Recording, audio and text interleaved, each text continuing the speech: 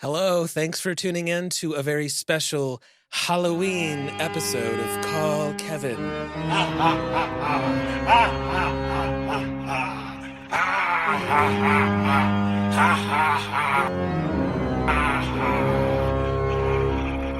Please never do that again.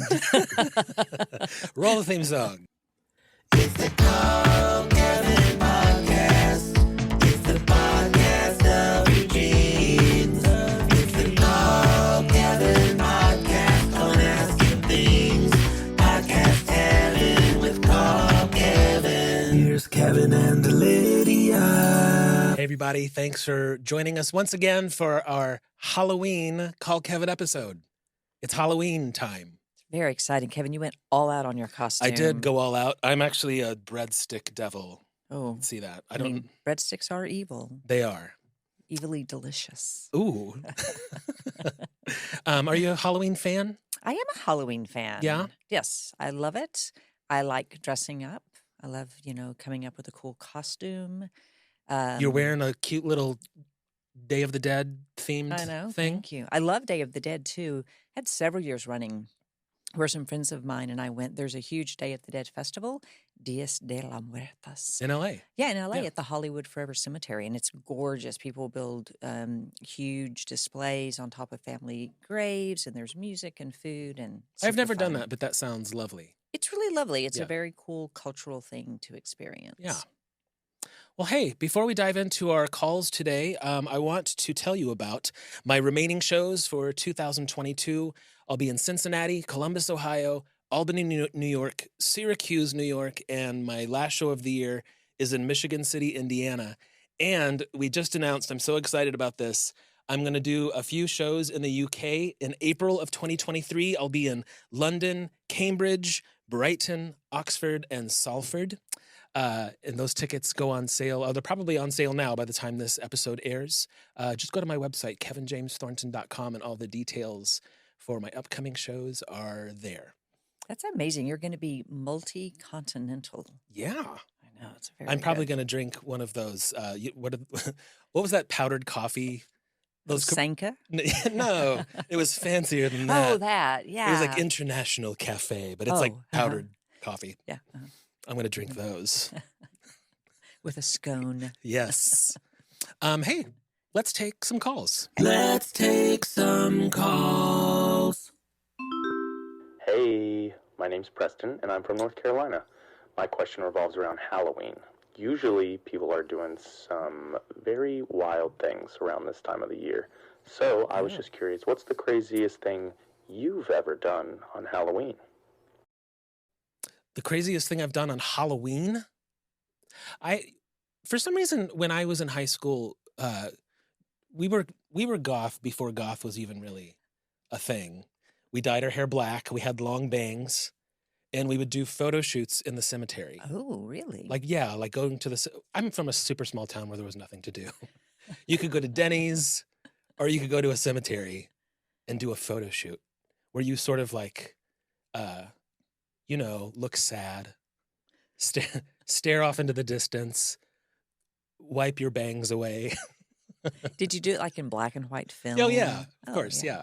That's Moody, great. black and white photos. Not necessarily for Halloween. That's a year-round thing to do. Do you still have copies of these? I need to No, see I wish I them. did. Oh, man. There's so many photos from my past I wish I still had that I held on to. Well, I Do you do. have a wild Halloween tale? I do. I spent several Halloweens on Santa Monica Boulevard in Los Angeles, and it is crazy. They shut down the streets. People are out in just droves in every kind of costume you can imagine.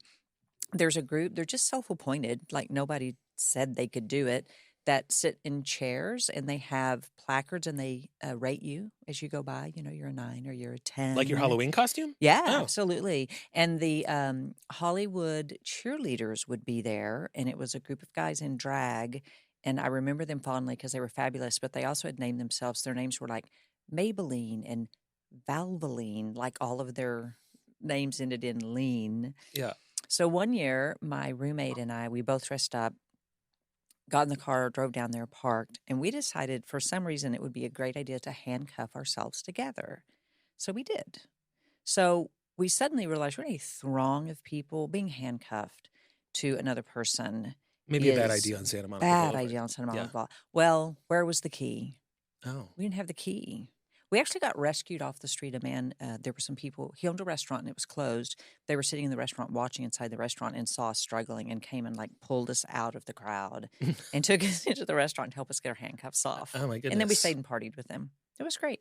You know, it's one of those, I hate to say it, but it's one of, you know, it's easier to just stay home, Mm. you know, and as the years go by, you know, a Halloween party sounds like a great idea, but then you have to get ready for it. You have to put on a costume. I used to be so into that. I'm less so. Yeah. It's kind of hard to get you out of your house to do much of anything. Though, Me Kevin. specifically? Mhm. Oh, yeah. Let's be fair. It's fair. It's true.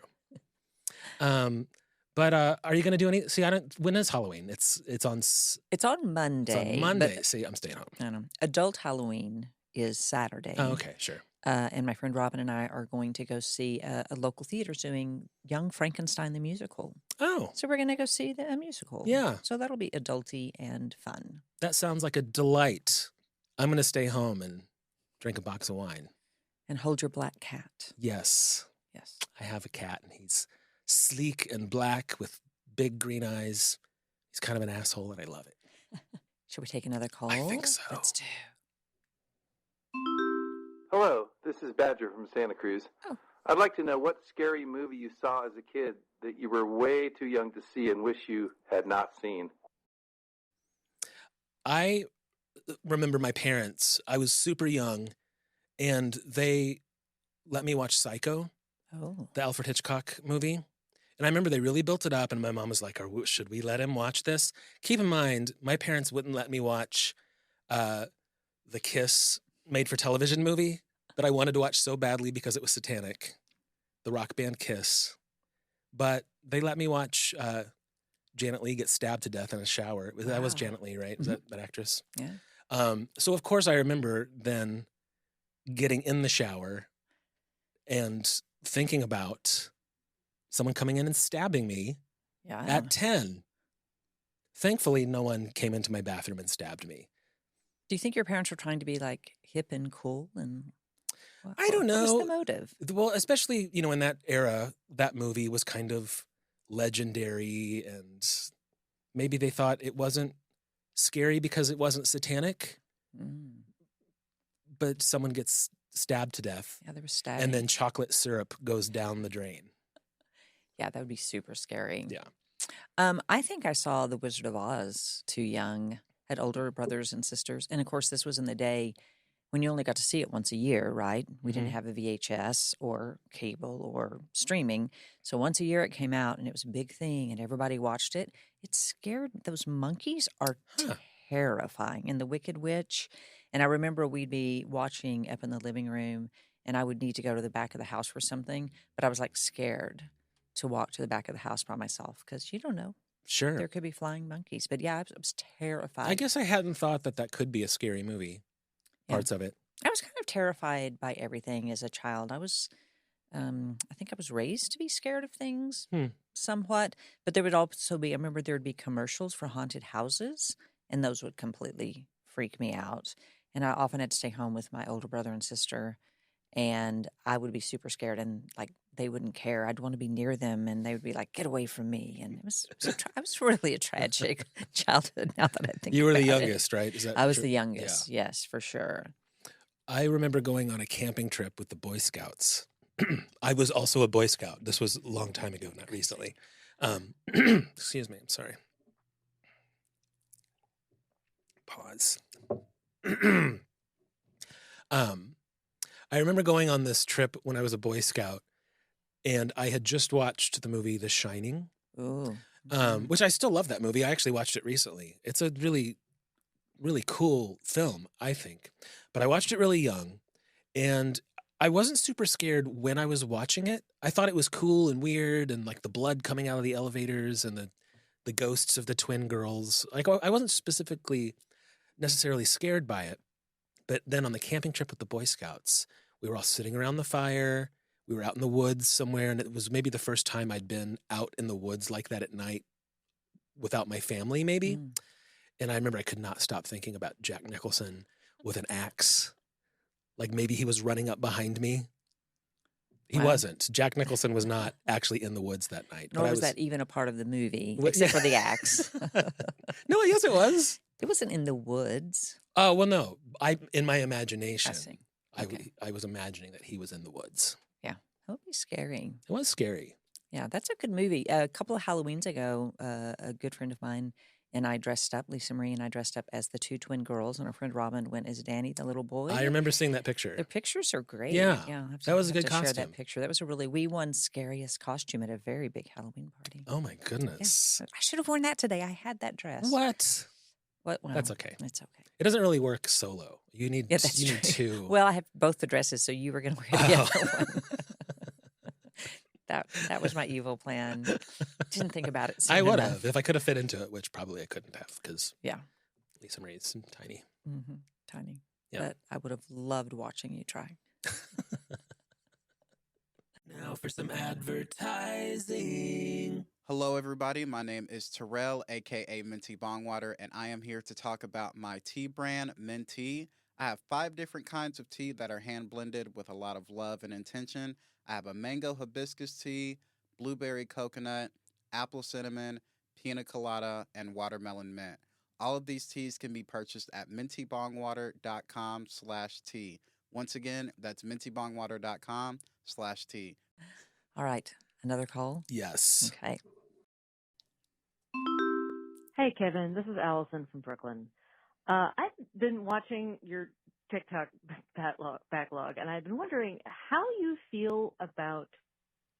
I feel like you're a little older than me, but not that much older than me, and so I expect you're getting kind of the same treatment as I am in terms of folks treating you like you're sort of the elder gay in some ways, that's supposed to give them advice and have your life together.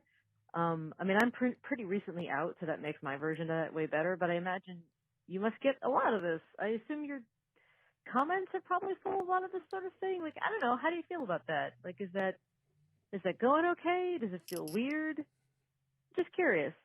In my college town, there was a bar called the Mark III. It was the first gay bar I ever went to. So this was probably 1993 or 94, maybe early 90s.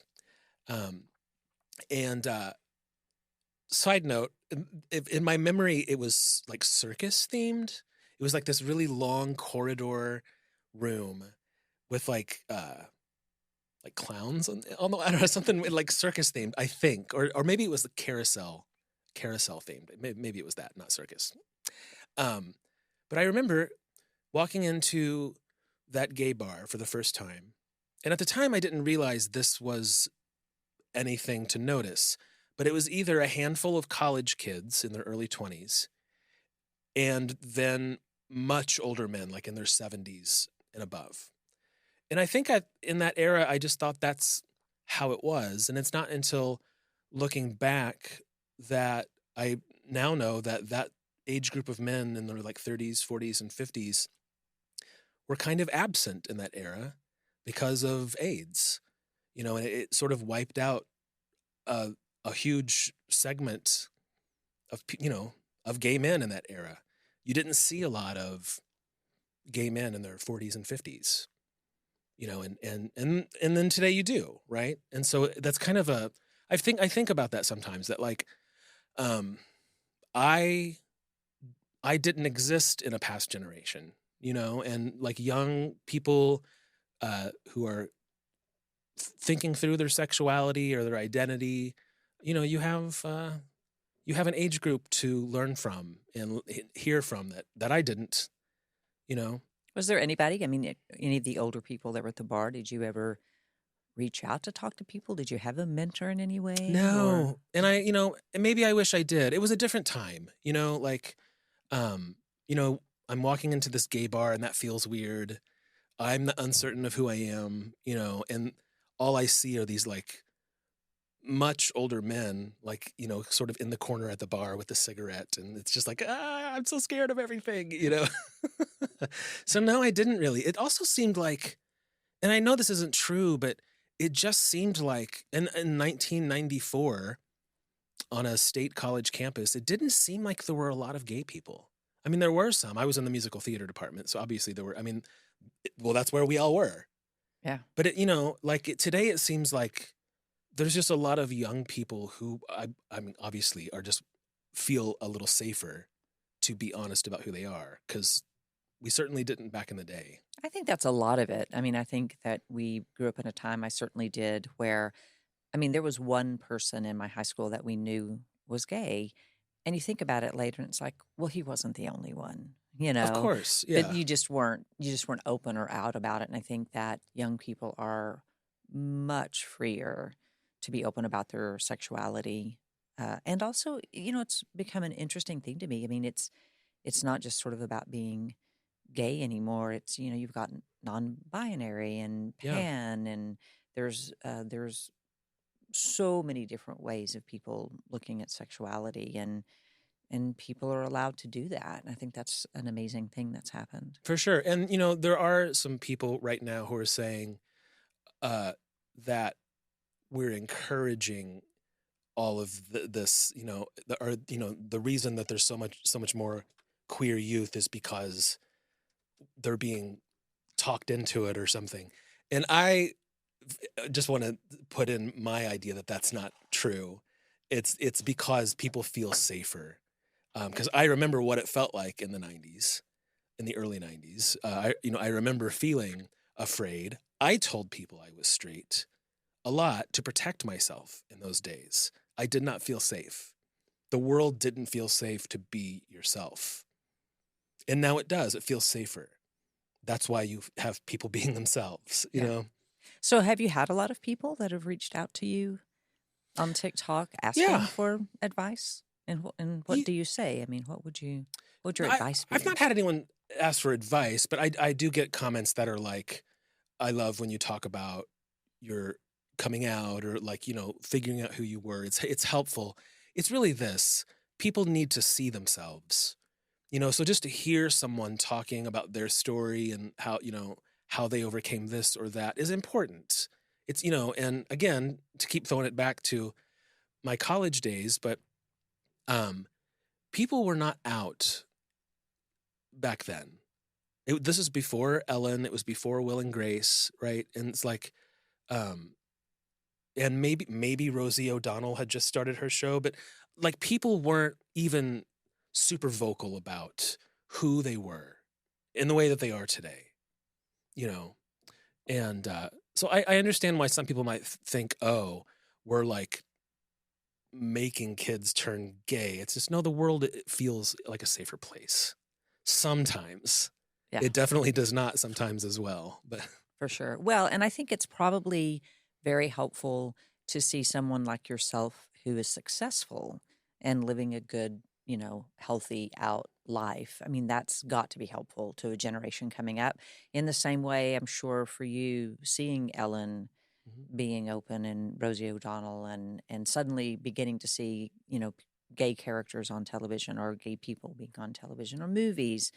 I mean, all of that just, I think, has to make the world feel a little better and a little safer and a little more encompassing. I think, as silly as a sitcom that someone might think that it was, I watched Will and Grace change the culture in some way, because that was a very, very popular TV show in the 90s. It was on prime time. Your mom watched it. Your people who you would think wouldn't watch it watched it. Yeah. And I felt it change the culture a little bit. A TV show, a sitcom. Yeah. I remember when the movie Brokeback Mountain came out. And I guess this wasn't the 90s. Like that came out maybe like early 2000s. Early 2000s. Yeah. So like between 15 and 20 years ago, I guess. I went to see that movie in the theater kind of an embarrassing amount of times because, and it's hard to explain, it was because there were gay movies that I'd seen, but you had to rent them at Blockbuster and watch them on VHS, right? Yeah. But that was the first time I sat in a mainstream movie theater. I mean, that movie is depressing. It's a sad, heavy movie. But that's not the part that kept drawing me back. I had never sat in a mainstream movie theater and watched movie stars act out something that felt like me. Mhm. I'd never experienced that before. And I was, you know, how old was I 20 years ago? I don't know. I was like, You were yeah, 17, yes, right? yes. You know, I'm like, I'm a grown ass man sitting in this theater having this experience that other people had long, long ago. And I didn't quite realize it's like every movie, book, you know, I could relate to it, but they were all like straight romances, and I sort of had to like translate it to my experience. Mhm. I don't know. I didn't know that I was missing that until I sat and watched Brokeback Mountain in a movie theater. Now, did you have feelings about the fact that the actors portraying them weren't actually gay? Because that's a big conversation that's being had Uh, this day. Not then. I didn't then. And I think that conversation was maybe only just beginning. And you know, my thought on that is the reason why I think sometimes people think that is problematic is in that actually movie was probably a big part of what kicked that off, is because especially in that time period, an actor, if they came out, would ruin their career. You know, if you came out as gay in Hollywood, then you stopped getting cast. But Heath Ledger plays that he's gay and he wins awards and he's brave. Yeah. You know, so it's not so much about, and I mean, actors play people that aren't them. It's more about the country and the culture we live in and the sort of unfairness of, it's changed some. I think it doesn't always bother me, but I get the idea of when, it's less this way, but I understand the idea of, okay, if I come out, it's going to affect my career. Well, I mean, it's not going to affect my career, but It made your career. yeah, yeah. But you know, especially that movie, it's like, but Heath Ledger plays a gay man and he's brave, and he wins Yeah. awards. You know, Yeah. that's the issue. Okay. Anything else you'd like to say on this topic, or should we? Let's take some calls. Oh, That was fancy Moving and on. new. I know. Hey, Kevin. I wondered if anyone ever tried to cast demons out of you in your super fundamentalist Christian church, because they did at mine. I'm Nicole, calling from Windermere. If they didn't, they should have. yeah. Because look at me now. My church wasn't really. This goes along with the speaking in tongues thing that I've talked about before. We believed that those things existed, but in our culture, we were a little more conservative about those things. Mm-hmm. So we believed that it was real, but it's not something we like did. Does that make sense? Yeah, no, In our absolutely. church. But I do remember everything had like a spirit attached to it. Like if you had a problem with something, you know, you had a spirit of smoking or Mhm. or whatever it was, or you know, and it got kind of manipulative too, because how do you argue with that? Like if someone you don't like is like, it's like, oh, do you think Lydia maybe has a spirit of deception? I think Lydia has a spirit of deception. You guys, we need to pray for Lydia. You know, it's like Yeah. it kind of ups the stakes quite a bit. Now, Lydia likes the spirit every now Yeah. and then, but yes, we did a lot of praying in my church. There was a lot of, that's how we handled it. It wasn't as much casting out the demons, but you definitely, and the phrase, you know, well, the devil's just in her. You heard that a lot in the Southern Baptist Church. Oh. She had the devil in her. And when that sounds like a Southern phrase, but did they really mean the devil? Like, Oh, yes. oh, wow. Yeah. No, that's because that's, you know, according to the church, that's who caused you to want to, you know, smoke or have an affair. It wasn't so much a demon, it was all the devil's fault. The devil himself. Oh, yeah, the devil. Wow. Me. Yes. Yeah, so you had to pray the devil out of him. Wow. Yeah. We didn't do that. Thank God. That's like another layer of awfulness to work through. That would be traumatic if you were like at church and everyone's getting so worked up and they're like coming at you like, get out, Satan. Like looking you in the eyeballs. Get thee behind me. That's what Yeah. they would say. Oh, Yeah, Satan, get thee behind me. you guys use Like fancy. he could do less damage if he was behind Yeah. you. I don't know. But Yeah. that was the phrase. Get the devil behind you. That is a kind of a weird thing. Like, wouldn't you want him to like go away completely? Right? As You wouldn't be opposed to like, just walk a few steps yeah, behind you. You're constantly like, the yeah. devil's still back there. He's behind me now. I can't see what he's doing. Right? Get behind me, Satan. hmm Sounds dirty. Well, yes. Now that you bring it up, it does. Get behind me, you devilly thing. You've seen that movie, Yeah. right? Yeah. All right, let's take another Okay. question. Hello, Kevin. My name is Mary Clayton, double name like a Billy Bob or Peggy Sue, and I'm going to speak as clearly as I can in spite of the fact that I have a thick Southern accent because I live in North Carolina. And I want to talk about devil worshipers because I just watched your TikTok and I commented on it, but you posted it a couple of days ago, so I was afraid you wouldn't see it. And I'm so delighted that I get to leave this message. I had the exact same experience growing up in a small town with devil worshiping just being the primary, other than rap music, like the primary problem in the community.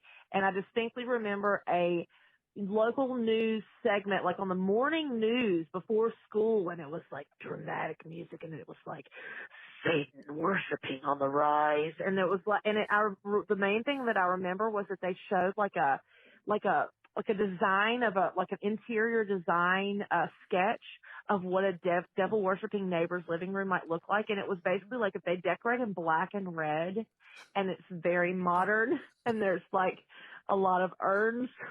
You have something to okay, candles as well. Black and red candles. Oh, you better run because they are worshiping the devil.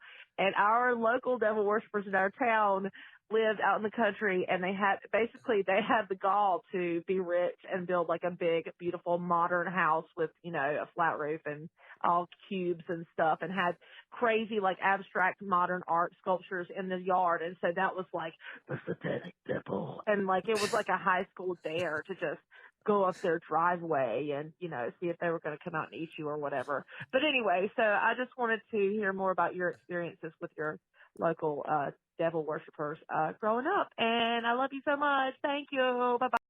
We thought this was going to be a Halloween episode, but it's actually, in fact, Thank you. the devil episode. It's all about the devil. I didn't know it was and going to be the so devilly. demons. I didn't either. Because the devil's in us. I guess. Get behind me, Satan. Did you have devil worshippers? I do remember the satanic panic of the 80s for sure. And maybe every town did this because I remember something on the news as well, like the nightly news talking about this problem with devil worshiping happening in certain places around town. What a weird phenomenon. Yeah, very strange. For it to break out in a community, even beyond, my town seemed like everyone was very religious. And, it was in a time before the internet. So like weird things like that weird things like that spread now too, I guess. Oh, probably worse now because, they're easier to spread. Yeah. But I definitely remember like on the nightly news, we had a devil worshiping problem. That kind of goes with what we were just talking about. Like in churches, it's if you like blame everything on this like magical evil man, then nothing is your fault. It kind of pushes the responsibility off on something that's not you. Yeah, that's interesting. I never thought about it that way, but you're right. If you can just, the devil made me do it, Yeah. right? So that's not my fault. I have, I don't have to take any kind of responsibility for my actions, and that Yeah. seems like an easy out. For sure. And even like in the call, she was saying that in her town, there were like some people who had a like big modern house in that time period in a small town that probably seemed out of place, foreign to everyone in the town. So they must be devil worshippers. Yeah, not like they were blessed by God, maybe they're pious With their people. design sensibility. Right, and God blessed them with, statues in their front yards and a flat roof. Yeah. I mean, why is that of the devil? Just things we don't understand. I guess humans have always done that, Things we don't understand. Yeah, I think that's... we used to take people to the town square and like grandma's there, the kids are there, and light them on fire. Crazy. Because why? Because they were a witch. Hmm. That's bananas. We're still that same creature. Yeah. You know what I mean? Like if you could take a human today and raise them in that environment, and a great thing to do for the whole family on a Friday night is to take Janet to the town square, get some popcorn, Right. cook the popcorn Right. on Janet as she's burning. You could make s'mores. Yeah. You could do all the things. It's a delightful time for the whole family. But okay, so let's go to the Salem witch trials for a moment. If you got accused of being a witch, you were SOL because they would basically catapult you into a lake. And if you sunk, well, you weren't a witch, but you drowned, so you're dead. And if Yeah. you floated, if you made it out, you're like, oh, you're a witch. And so then we burn you at the stake. So there was no winning. And then that's that weird hysteria. It's like, well, at least she wasn't a witch, but she's still Right. dead. Yeah. It's kind of crazy. It is crazy. The devil made them do it. Hmm. Again, religious panic. No, what did you call it? Satanic panic. Satanic panic. That's better. Yeah. That doesn't rhyme. Religious panic doesn't. does not rhyme. It's awkward. Yeah, interesting. I don't have a memory that we had devil worshippers in the small town that I grew up in.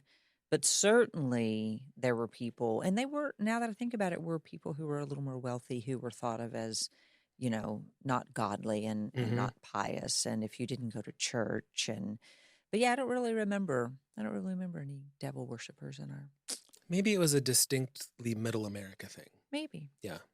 I mean, that's where I'd go live if I was a devil worshiper. Of course. Do we have another question?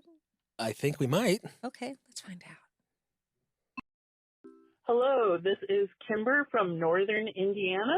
As you are someone who grew up in a fundamentalist church in the 80s, I was wondering if you could speak to us about the evil, backward, hidden messages hidden in songs of the time, and perhaps why we aren't hearing about that nowadays. Why were we so dumb back then? We were just scared of everything.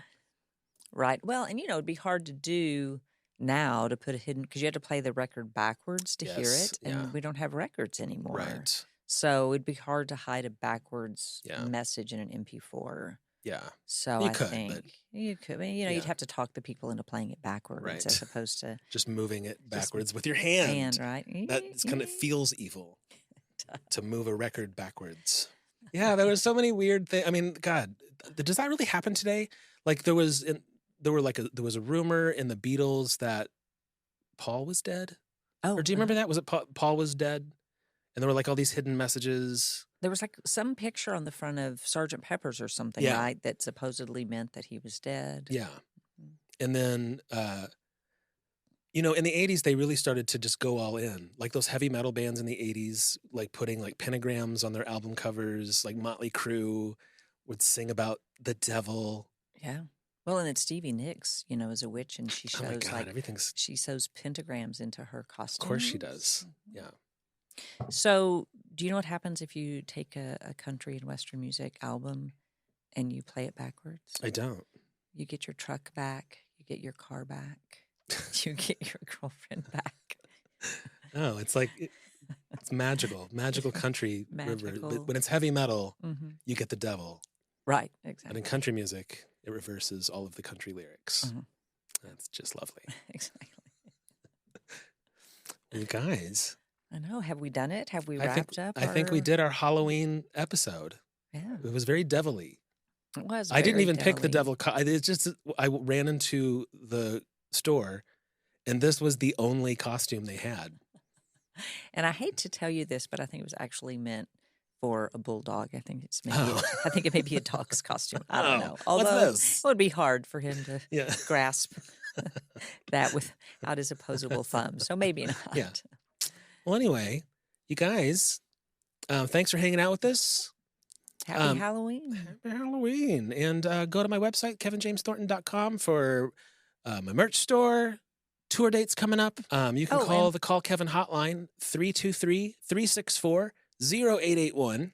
323-364-0881. Leave us a question or a comment to be used on a future episode. And if you'd like to use that number on WhatsApp, that would be great. You can do that here in the United States, or if you're outside of the United States, you can call us, leave a voice text. So use WhatsApp or use your Voice cell note, phone. I think is what they call voice it. note. Yeah, That's right. Yeah, Voice don't note. call us on WhatsApp because that'll be awkward. Yeah, that would be weird. Record your question and then send it to that number, 323-364-0881. Good. Call us. Ask us anything you want. Yeah. We'll answer it. Yeah. Have a great week, guys. It's the call.